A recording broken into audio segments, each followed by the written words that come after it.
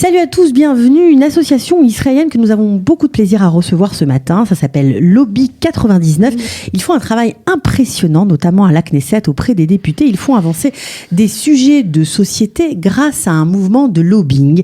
Alors, comment ça marche? De quoi s'agit-il exactement? De quel sujet ils traitent? Eh bien, restez avec nous. De la générosité, des talents et du cœur. C'est la sauce du jour sur studioqualita.com. Ariel Paz, bonjour. Comment allez-vous, Ariel Paz? Ça va? Ça va bien, merci beaucoup. Alors Ariel, on est d'abord ravis de vous accueillir. Vous êtes responsable de cette cellule de recherche au sein de ce Lobby 99 qui porte bien son nom. Et vous faites avancer, on va dire, des questions d'utilité publique, des sujets de société, parce que vous avez constaté, en tout cas ceux qui ont créé l'association ont constaté que beaucoup d'entreprises, des banques, des sociétés pharmaceutiques, beaucoup d'entreprises dans le secteur aussi du bâtiment, du transport, avaient leurs propres lobbyistes et ils faisaient comme ça avancer ou des lois, mais en fonction de leurs intérêts. Et c'est vrai que l'intérêt du public était un petit peu mis de côté. Et vous avez décidé de dire stop. Oui, c'est vrai. בעצם הלובי 99 הוקם על ידי אנשים שעבדו בתוך המערכת, הם היו עוזרים של חברי כנסת או עבדו במשרדי הממשלה, והם ראו איך חברות הלובי המסחריות בעצם מתערבים ומשפיעים על כל התהליכים של קבלת ההחלטות והחקיקה לטובת הלקוחות שלהם, בעצם לטובת אנשי העסקים הגדולים, הבנקים, התאגידים הגדולים, חברות הגז, חברות התרופות וכו'. והם אמרו שלמה שלא יהיה דבר כזה בשביל הציבור. ובעצם אנחנו לובי שממומן ב100% על ידי הציבור. יש לנו כיום כ-6,300 חברים, שכל אחד תורם סכום לבחירתו, והם גם בוחרים את הנושאים שאנחנו נקדם בשבילם. Alors, avant de rentrer dans le détail du fonctionnement de votre association Lobby 99, j'aimerais savoir qui étaient en fait les fondateurs, Yaya Fink et Linor Dutch. Comment leur est venue cette idée-là? הם בעצם, מתוך זה שהם ראו מה החברות הלובי המסחריות עושות לטובת הלקוחות שלהם, זה הרגיז אותם שבעצם אין משהו כזה לטובת הציבור. הם עבדו בתוך הכנסת. לינור גם, שהיא היום המנכ"לית, היא הלכה בעצם לעבוד בשביל אינטרסים מסחריים. היא הייתה בעצם היועצת המשפטית של התאחדות האיכרים בישראל, והיא בעצם הפעילה לוביסטים לטובת הלקוח שלה, לטובת האיכרים. Voilà, parce que c'est vrai que ce sont des choses que peut-être les francophones ne connaissent pas, mais les grandes sociétés israéliennes ont tous des lobbyistes comme ça, oui, qui font pression sur le gouvernement ou qui montrent une réalité d'une certaine façon afin d'obtenir des choses qui les arrangent, ou des lois qui les arrangent, ou des mesures qui les arrangent. Voilà, et en fait, la Mankalit, aujourd'hui, la responsable, en tout cas, de cette association, Linor, a décidé de faire la même chose, mais pour le public. כן, בדיוק, והם בעצם יצאו לקמפיין של מימון המונים. בהתחלה הצטרפו 800 אנשים שהם בעצם קיבלו את היכולת לבחור את הנושאים בהתחלה, וכיום אנחנו אחרי 4 שנים גדלנו, אנחנו מעל 6,000 אנשים, ובעצם זה ממשיך שפעמיים בשנה החברים יכולים לבחור את הנושאים שאנחנו נקדם בשבילם. אני מקווה שאני קלעתי לשאלה, אני מבין שלא כל כך.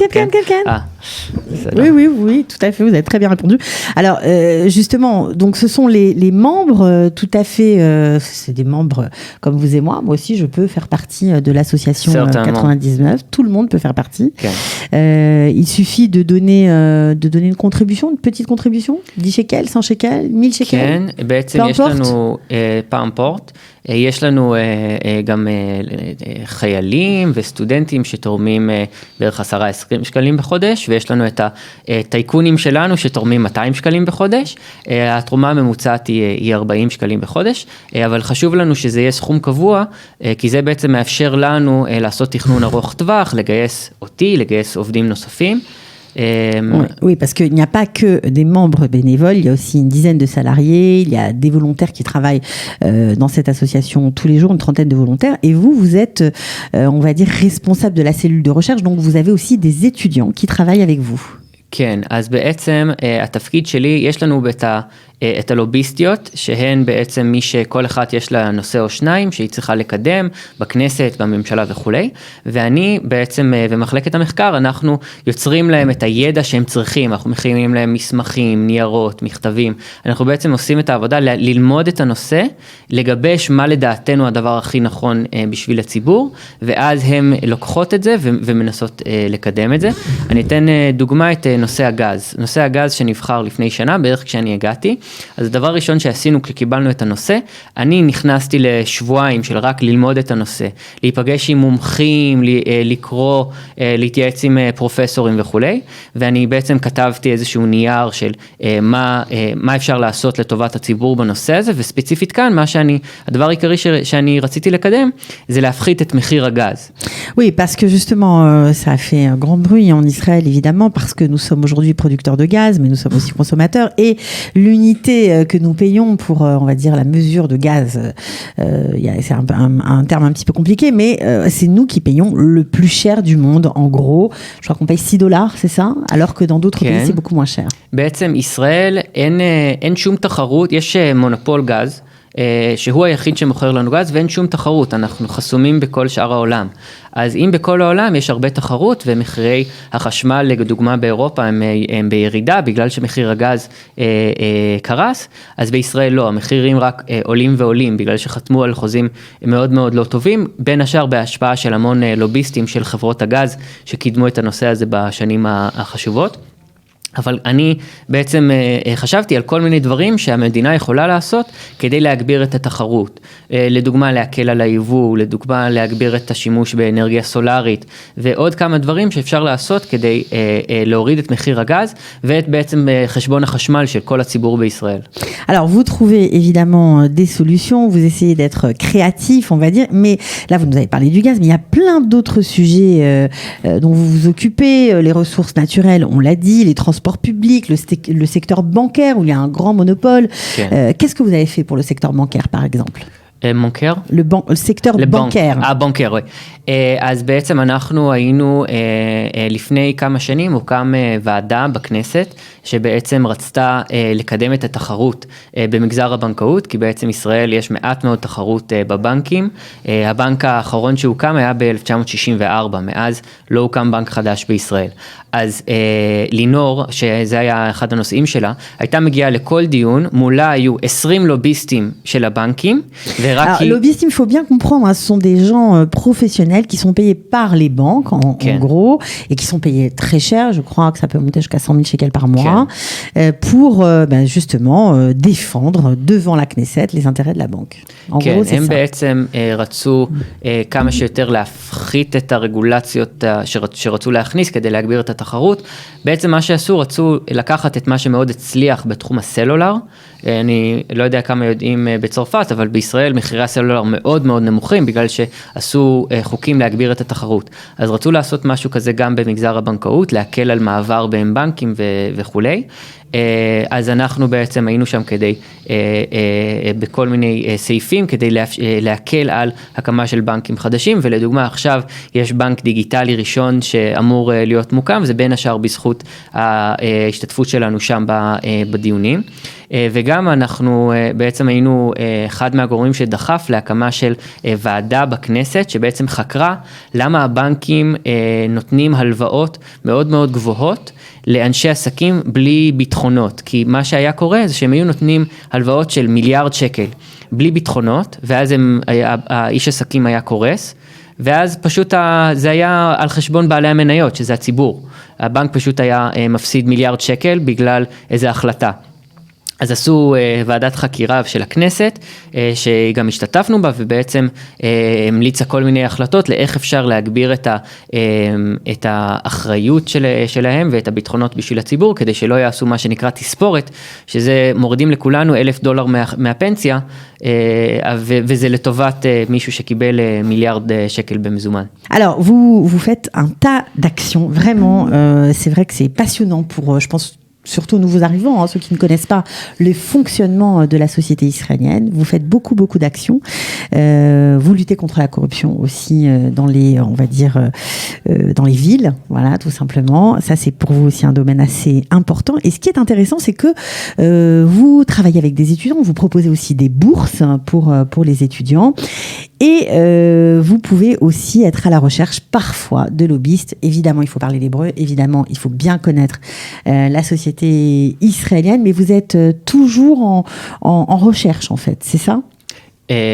כן, הכוונה שאנחנו מחפשים עוד עובדים, אנחנו בהתרחבות, יש לנו כרגע 10 עובדים, ואנחנו מגייסים עכשיו לוביסט שאנחנו מחפשים מישהו עם הבנה מהמגזר הפיננסי, אז הוא צריך להיות מישהו עם כמה שנות ניסיון של עבודה במגזר הפיננסי בישראל, בין אם במגזר עצמו או במדינה שהוא בעצם היה באחת מהרגולטורים שפיקחו על המגזר הזה, ואנחנו מחפשים סמנכ"ל שיווק, שבעצם יעזור לנו להרחיב, כי בעצם מעט מאוד אנשים, כל פעם שאנחנו מגיעים למקום, אני נדהם כמה מעט מכירים אותנו, כי יש לנו יחסית מעט חשיפה, אז אנחנו מחפשים מישהו שיש לו מומחיות בשיווק, שיכול לעזור לנו גם בזה.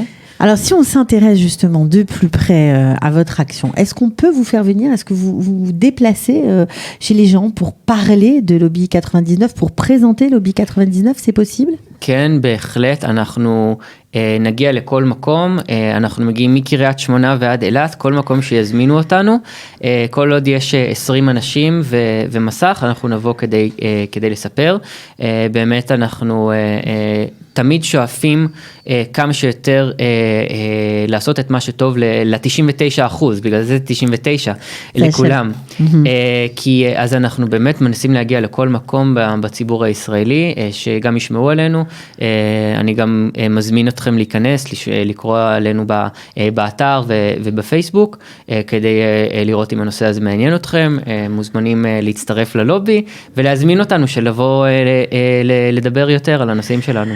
Alors juste pour terminer, puisque vous êtes quand même dans l'association depuis un certain temps, quel a été le moment le plus fort, le plus important pour vous?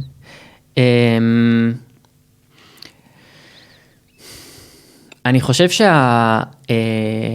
היה לנו, היה נושא, בעצם הנושא הגז הוא הנושא, זה קצת סיפור. נושא הגז הוא הנושא שאנחנו מתעסקים בו בשנה האחרונה, ואנחנו גילינו איזושהי עסקה מאוד בעייתית, שחברות מונופול הגז קנה את הצינור בין ישראל למצרים, דווקא בזמן שלמצרים יש עודף גז, והיינו יכולים לקנות גז בזול ממצרים. והם קנו את הצינור וככה חסמו את האפשרות לתחרות.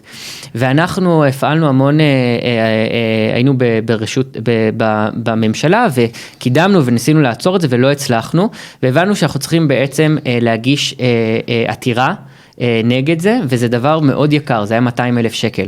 ומאוד הופתעתי שתוך שבועיים, מזה הכרזנו שאנחנו עושים את זה, אנחנו גייסנו את הכסף, באמת הציבור הבין שיש פה משהו שהוא לטובתו, ואני נדהמתי כמה אנשים בעצם תומכים בנו ומחזקים אותנו שנעשה את מה שאנחנו עושים בשבילם בכנסת, בממשלה, ועכשיו גם בבתי משפט. Et bien sûr, c'est apolitique, vous travaillez avec tout le monde, ça c'est important. On ne l'a pas dit, mais évidemment, c'est fondamental dans votre association.